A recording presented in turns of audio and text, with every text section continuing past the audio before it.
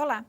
Continuaremos nessa videoaula conversando ainda sobre questões da infância, importantíssimo para o desenvolvimento do trabalho da pedagogia.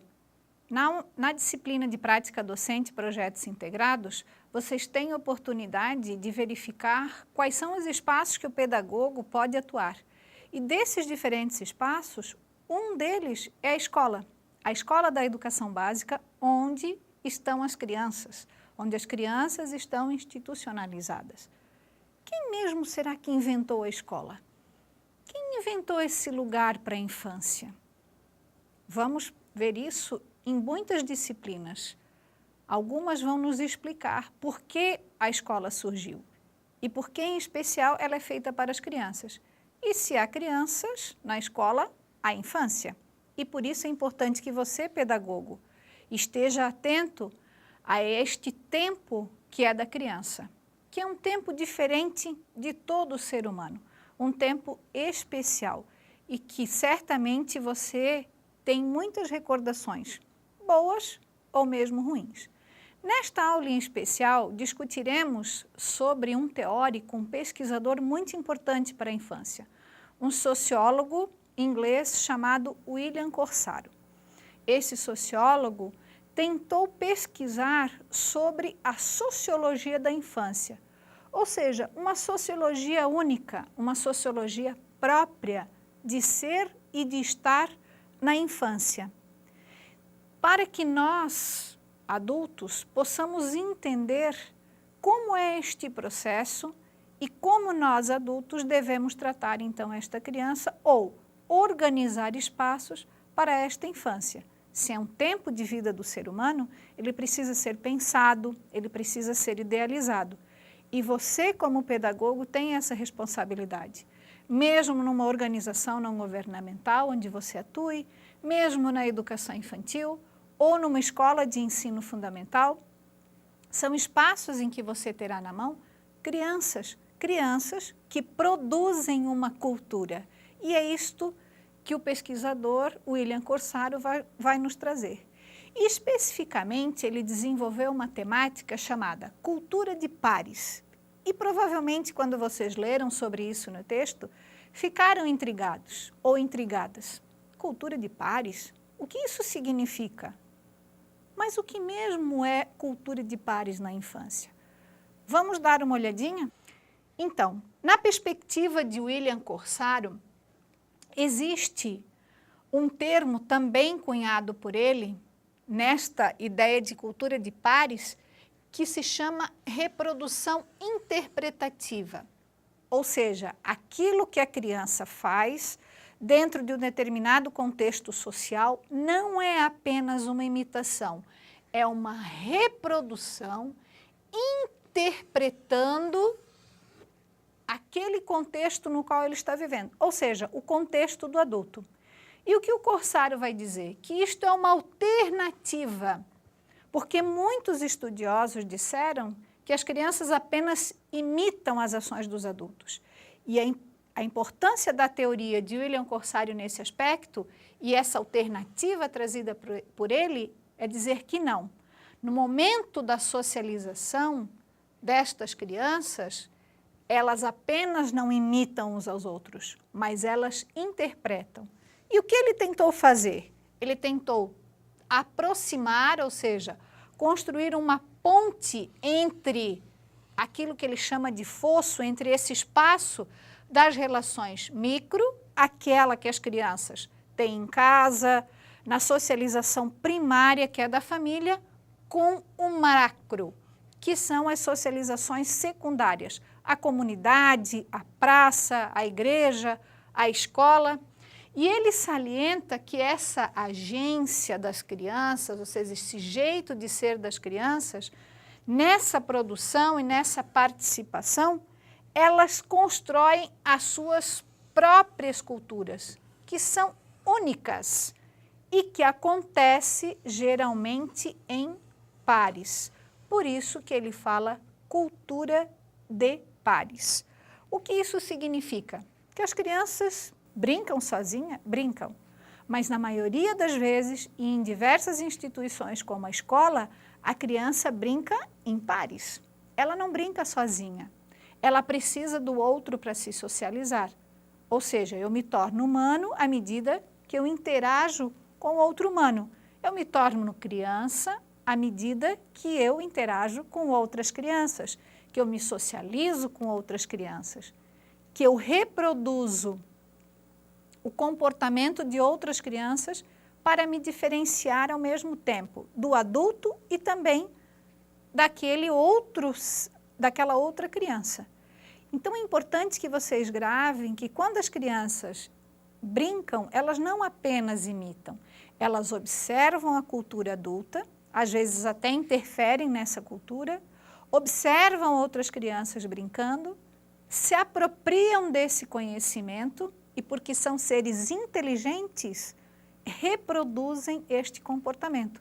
Então, quando uma criança brinca de escolinha, ela não apenas brinca de escolinha, ela está reproduzindo uma observação e interpretando um jeito de ser professor, que está relacionado àquele sujeito mais próximo dela, o adulto.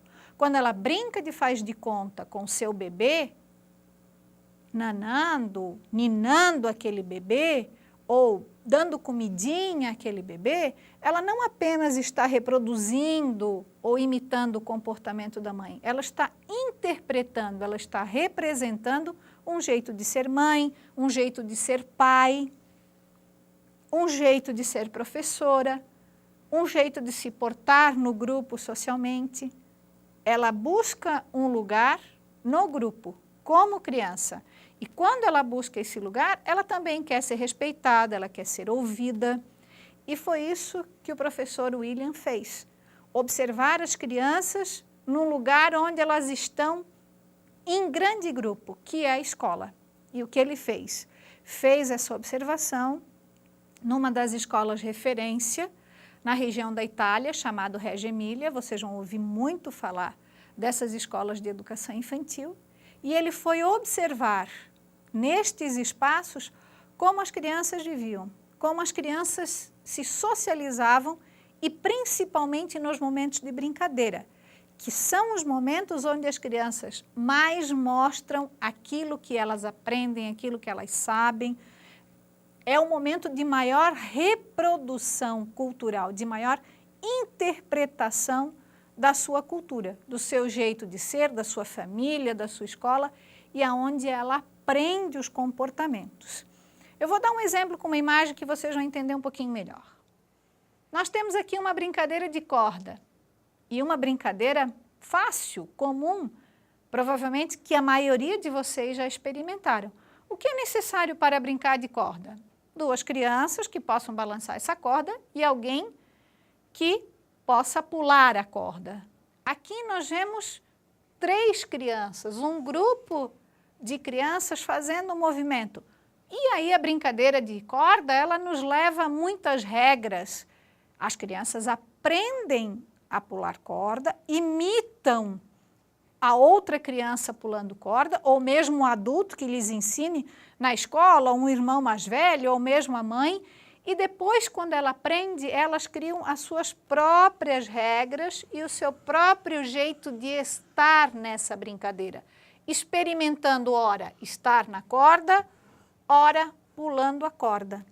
Isso significa que elas não apenas pulam a corda, mas elas interpretam um jeito de brincar. E além de interpretar esse jeito de brincar, elas podem criar outros jeitos de brincar. E isso é que é importante, e isso faz com que a criança se desenvolva. Por isso a importância da pesquisa de William Corsário de nos explicar sobre essa cultura de pares. Vamos ver mais um pouquinho o que o autor nos diz. Essas culturas de pares resultam da apropriação criativa das crianças. Vejam que as crianças são muito criativas e essa criatividade, infelizmente, não é levada ao longo da vida. Elas efetuam da informação do mundo adulto, elas retiram desse mundo adulto, né?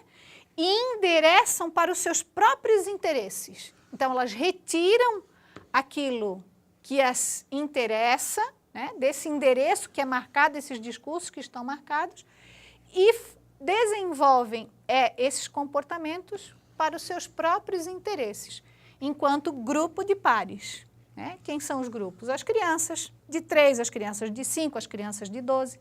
Por outro lado, de acordo com a noção de reprodução, o autor argumenta que as crianças não apenas internalizam a sociedade e a cultura, mas também contribuem para a reprodução e a mudança cultural.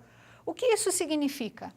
Não apenas as crianças estão ali para imitar as coisas, ou nós colocamos brinquedos à disposição das crianças, ou agimos de uma determinada maneira em função das crianças, achando que aquilo que elas vão fazer, ou aquilo que a gente diga, elas vão fazer corretamente. Não, elas incorporam as representações, elas observam as nossas ações, isso é fundamental que vocês tenham, muito mais do que o discurso, as crianças internalizam as ações dos adultos e às vezes utilizam essas ações para o seu próprio interesse. Por isso a importância de olhar no olho da criança quando conversar com ela, de estabelecer regras claras. Assim você estará tratando a criança como ela merece. Ela é um sujeito que merece a sua atenção, que merece a sua proteção, que merece a sua sabedoria como adulto. Vamos analisar mais uma imagem para que a gente compreenda um pouco melhor. Aqui nós temos uma brincadeira de faz de conta. As meninas geralmente brincam de casinha, né? E o que temos aqui? Um menino apenas olhando essa brincadeira. Mas, na verdade, isso deveria ser em conjunto. A brincadeira não deve ser só de menina, mas a brincadeira de casinha deve ser dos meninos também. Há muitas culturas que diferem o que é de menino, o que é de menina. Nós precisamos avançar nesse aspecto, principalmente na escola. E o que o William Corsaro vai falar sobre isso, que é importante? Ele vai dizer que a ênfase na reprodução também implica que as crianças são, pela sua participação efetiva na sociedade, constrangidas pela estrutura social. E existe uma reprodução social definindo isso. E aí o que nós veremos nessa imagem esclarecerá. Menina brinca de bola? Menino pode fazer comida? O que é brincadeira de menino e o que é brincadeira de menina? Existe uma definição? O que é ser menino e o que é ser menina na nossa sociedade? As discussões de gênero, de diversidade, são muito importantes também para o nosso papel social enquanto pedagogo. É preciso que nós, professores e professoras, ou gestores, administradores da educação, tenhamos muita clareza disso, de que papel nós queremos que os nossos meninos e as nossas meninas assumam socialmente, que reprodução, que interpretação essas crianças devem fazer daquilo que nós, como professores ou como educadores e como pedagogos, organizamos e dissemos para a nossa criança. A lição da aula de hoje é essa: o meu comportamento, as minhas ações, aquilo que eu falo, como eu trato as crianças, influencia sobremaneira na interpretação que ela vai fazer desses conhecimentos. Até a próxima!